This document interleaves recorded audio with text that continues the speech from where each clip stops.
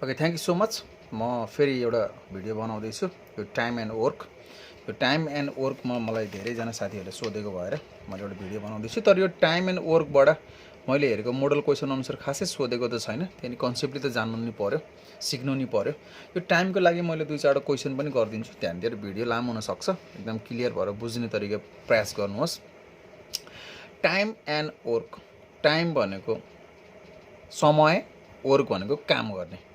काम र समय भनेको काम र समय। अब हामीले एक दिनमा कति काम गर्न सक्छौँ, एक घन्टामा कति काम गर्न सक्छौँ, एक मिनटमा कति काम गर्न सक्छौँ भन्ने जस्तो कुराहरू चाहिँ हामी यसमा युज गर्छौँ। कन्सेप्ट कुराहरू भन्छौँ, एकदम बेसिक लेभलहरू, यो कुराहरू बुझ्नु होला। र गएको वर्षको मोडल क्वेसनमा चाहिँ यो टाइम एन्ड वर्कबाट खासै सोधेको त छैन। त्यही पनि अब पढ्नु चाहिँ पर्छ, जान्नु नै पर्छ, फेरि नसोध्ला भन्न सकिँदैन। अब मैले कन्सेप्ट कुराहरू केही बेसिकली भन्छु, त्यहाँदेखि 2-3वटा क्वेसनहरू सल्भ गरिदिन्छु। भिडियो लाइक गरिदिनुहोस्, सब्सक्राइब गरिदिनुहोस्। यो टाइम एन्ड वर्कमा जान्नै पर्ने 3वटा कुरा, पर्सन भनेको मान्छे, वर्क भनेको काम र टाइम, यो 3वटा कुराहरू मोस्टली दिएका हुन्छ।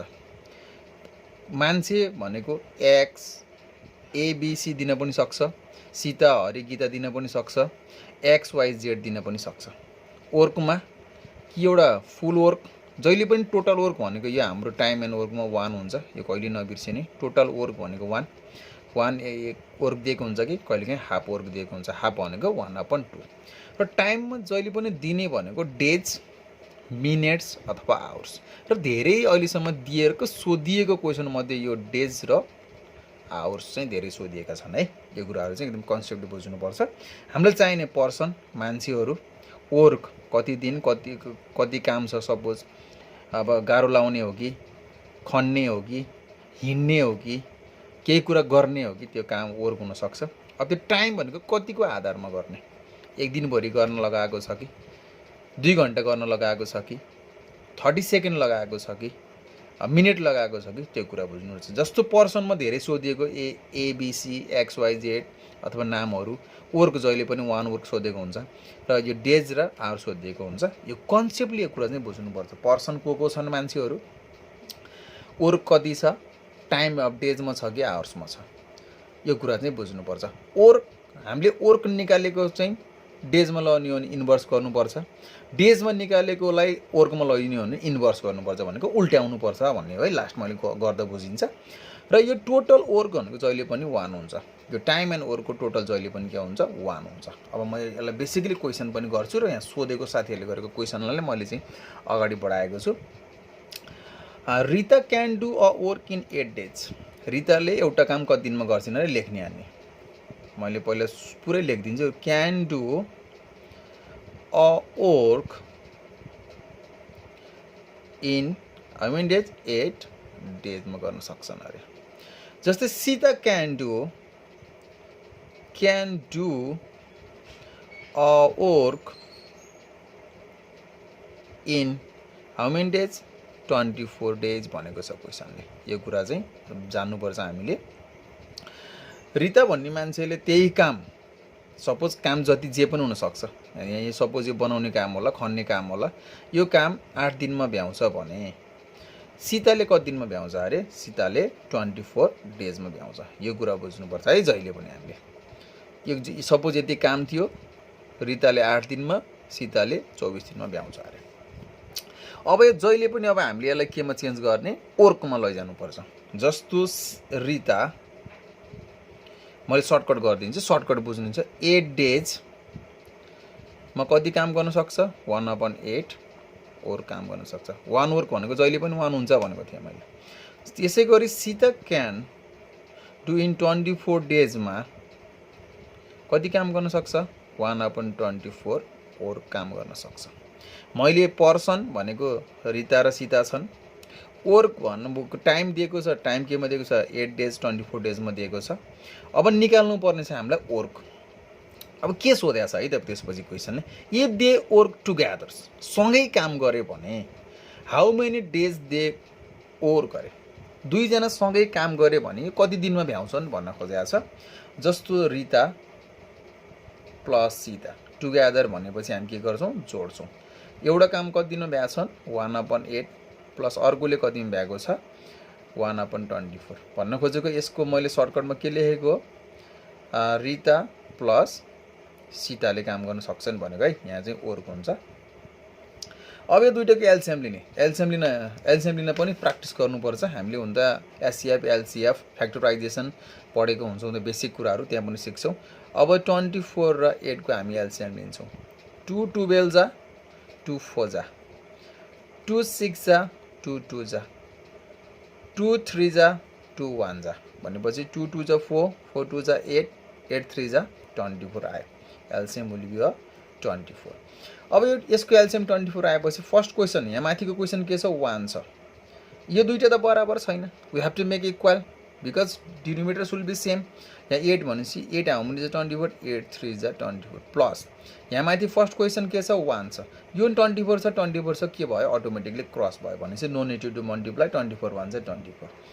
3 2 जा 3 1 जा 3 plus 3 plus 1/24 is equals to 4/24 4 1 जा 4 4 6 जा यो सबै के छ 1/6 चाहिँ केमा छ ओर्कमा छ ओके हैन अब यो ओर्कमा भएपछि हामीलाई क्वेसनले के सोधेको छ चेन्ज इन्टु अ डेजमा लैजाने जहिले पनि यो आको ओर्क कामलाई रिभर्स गरिदियो भने केमा चेन्ज हुन्छ डीमा जस्तै Rita plus Sita 1/6 work in 1 day भयो भने जस्तो Rita plus Sita is equals to 6/1 hours अब केमा सोधेको छ डेजमा सोधेको रहेछ अझ आवर्स भन्दा पनि केमा सोधेको छ हामीलाई हाउ मेनी डेज भनेको छ डेजमा लेख्ने हेरी यहाँनिर डेज भनेपछि तिनीहरूले कति दिनमा भ्याउँदो रहेछ दुईजना मिल्यो भने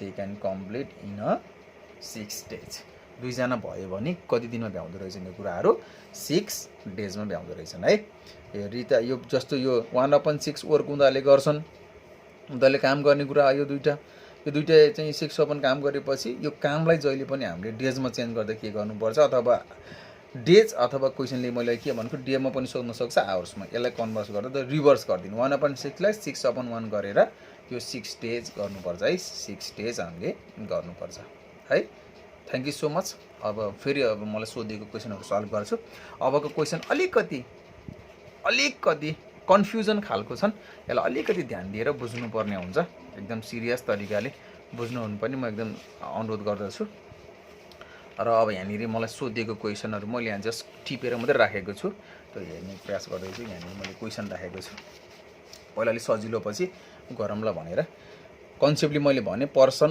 ओर्क टाइम पर्सन भनेको जे पनि हुनसक्छ एबिसिडी एक्सवाइजेड जे पनि हुनुपर्छ ओर्क भनेको हुन्छ डेज र आवर्स हुन्छ है यो कुरा बुझ्नु पर्यो अब ढिल नगरिकन म एकदम क्वेसनतिर जान्छु मलाई सोधिएका क्वेसनहरू छन् यहाँनिर a main can do a work in 6 hours एउटा मान्छेले कति दिनमा काम गर्छ अरे मैले सर्टकट गर्छु है ए इज इक्वल्स टु 6 आवर्स काम गर्छ अब यसलाई ओर्कमा लैजाने भनेको थिएँ 1/6 ओर्क भयो अर्को छ find the work done by B find the work done by B अब बीले निकालेको कुराहरू निकाल्नुहोस् भनेको छ हामीलाई अब बीले सोधेछ त्योभन्दा पछाडि के छ इफ ए एन्ड बी भनेपछि ए प्लस बी यो ए र बी भनेको पर्सन भयो 6 भनेको आवर्स भयो अर्को ओर्क भयो है क्लियरली छुट्याइएका छन् A and B can do together is equals to how many 3.5 hours भनेपछि 3.5 यो पोइन्टमा भएर कति पनि नआतिनु होला है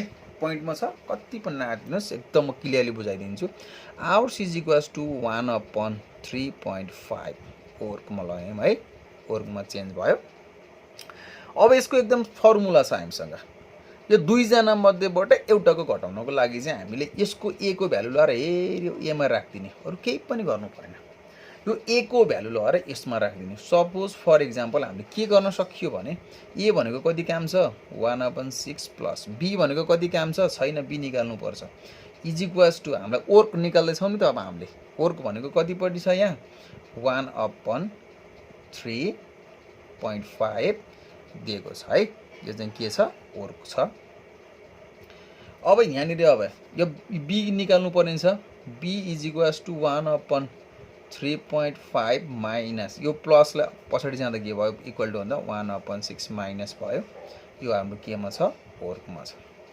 अब यहाँनिर अब डाइरेक्ट क्याल्कुलेटर युज गर्न पाइएन अब क्याल्कुलेटर युज गर्न नपाइएपछि त हामीले त्यसलाई त रफ देखाउनु पर्यो यसलाई मैले चाहिँ साइडमा हल्का रफ गरिदिन्छु है यसलाई चाहिँ बुझ्नु होला यो बुझ्नै पर्ने छ यो मेन तिमीहरूले जान्नु अहिले सबैले जानिन्छ के सोल्युसन त तर रफ भन्नु सबैभन्दा ठुलो कुरा हो है यसलाई एकदम सिरियसली जिरो लेभल तरिकाले सिकाइदिएको छु अब हाम्रो यहाँ के छ 1/3.5 माइनस 1/6 हाम्रो यो 3.5 ले गर्दा हाम्रो एलसिएम लिनलाई गाह्रो छ यो 3.5 लाई हामीले फ्र्याक्सनमा पनि पढाएको थियौँ डेसिमल रिमुभ गर्न सकिन्छ के फर एक्जाम्पल 1.3.5 यो डेसिमल भन्दा पछाडि एउटा छ भने 10 ले डिभाइड गर्ने दुईटा छ भने 100 ले डिभाइड गर्ने यो गर्ने प्रक्रिया हुन्छ माइनस 1/6 अब हेर नि फ्र्याक्सनलाई रिभर्स गर्न मिल्छ यो 1/1 हो नि त होल हो नि त तर यसलाई रिभर्स गर्न के गर्न सकिन्छ माथिपट्टि 10/, रिमुभ द डेसिमल यसलाई 35 मात्रै गर्न मिल्यो अपन 1/6 यो कहिलेकाहीँ कस्तो हुन्छ भने यहाँ मैले एक्जाम्पल पनि देखाएँ तिमीहरूलाई यो 1/3 होल 2/5 हुन्छ के यस्तो बेलामा के हुन्छ भने 1/3 सेम लेख्ने into divide change into multiply यो 5 रिभर्स भएर माथि जान्छ 5 माथि हुन्छ 2 चाहिँ कता हुन्छ तल हुन्छ जस्तै मैले त्यही गरेँ 10 माथि लेखिदिएँ अनि 35 डेसिमल हटाएपछि मैले तल कति लेखेँ 35 लेखेँ है यो कुरा चाहिँ बुझ्नुपर्छ क्लियरली अब यहाँनिर लिने एलसिएम यो दुईटाको एलसिएम लिन पनि जान्नुपर्छ है हामीले एलसिएम लिन जानिएन भने पनि हाम्रो अलिकति समस्या हुन्छ यो दुईटाको एलसिएम लिन अब यो 35 र 6 लाई के हुन्छ 6 र 35 को एलसिएम नआएपछि यसलाई डाइरेक्ट के गरिदिने 1 भनेपछि 6 इन्टु 35 लाई मल्टिप्लाई गर्यो भने इट कम्स द भ्यालु कति आउँछ 35 भनेपछि 210 आउँदो रहेछ है यसलाई मल्टिप्लाई एलसिएम लिन नमिलेपछि यसको दुईटाको एलसिएम आयो 210 माथिपट्टि हाम्रो फर्स्ट क्वेसन के छ 10 छ इन्टु 35 how many is 210 35 6 छ माइनस 1 इन्टु 6 how many छ 35 आयो भनेपछि 60 माइनस 35 10 6 जा 60 माइनस को माइनस 35 को 35 गरेका छौँ है यो कुरा बुझ्नुपर्छ अपन कति छ 210 छ अब मैले यही गर्दिएँ यसलाई घटाउनु पर्यो अब 60 माइनस 35 घटायो भने व्हाट इज द रिजल्ट्स यो आउँछ 5/25/210 यो दुईटालाई रिड्युस गर्नुपर्छ हामीले डेसिमलमा पनि पढाएको छ रिड्युस भनेको सकेसम्म जति हुन्छ घटाउनुहोस् यसलाई घटाउने प्रयास गर्ने है 5 जा 25 5 how many जा 42 जा भनेपछि हाम्रो एन्सर के आएको छ 5/42 आएको छ है 5/42 इज आवर एन्सर अब हामी यहाँ के लेख्छौँ B can do work how many 5/42 work भन्ने एन्सर हामीलाई किनकि क्वेसनले हामीलाई फिनिश द वर्क भनेको भएर हामीले वर्कमै एन्सर पाइदियौँ है यति नै यदि क्वेसनले टाइममा सोधेको भए यसलाई हामी के गर्थ्यौँ 42 रिभर्स गर्नु पर्थ्यो नि त यदि टाइममा सोधेको भयो है मैले हेर्न एक्जाम्पलको लागि यति नै हो यसको एन्सर यदि क्वेसनले टाइम सोधेको भए हामी के गर्थ्यौँ 42/5 गरेर हामी एन्सर निकाल्थ्यौँ है यसरी पनि निकाल्नुपर्छ थ्याङ्क यू सो मच यदि केही क्लियर छैन भने अझै पनि हामी गर्न सक्छौँ तपाईँहरूलाई चाहिँ एकदम क्लियर तरिकाले बुझ्नु होला एकदम इम्पोर्टेन्ट पनि छ मलाई सोधिएको भएर हालेको छु अब एउटा क्वेसन सल्भ गरिदिन्छु भिडियो लामो भयो भने यसलाई चाहिँ टेन्सन नलिनु होला है अब जान्ने कुरामा भिडियो हेर्न पनि अल्छी गर्नु हुँदैन हामीले अब मैले अर्को क्वेसन सल्भ गर्दैछु यस्तै रिलेटिभ छ यो क्वेसन पनि A can do a piece of work in a 4 hours एकदम लेखिहाल्ने हियर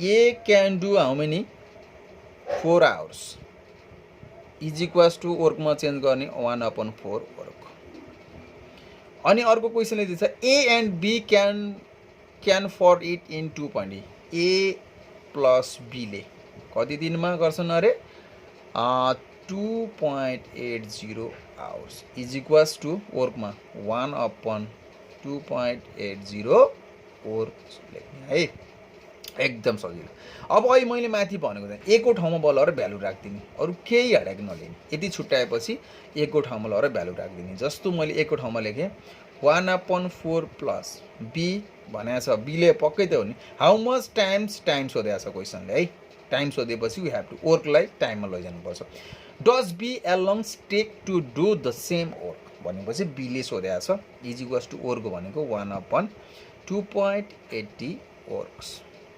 सेम माथिको जस्तै क्वेसन रहेछ B is equals to 1.280 minus 1/4 केमा छ वर्कमा। अब यसलाई पनि के गर्न जान्नु पर्यो रफ गरेर टेक द एलसीएम क्याल्कुलेट गर्नु पाए त सजिलो हुन्थ्यो।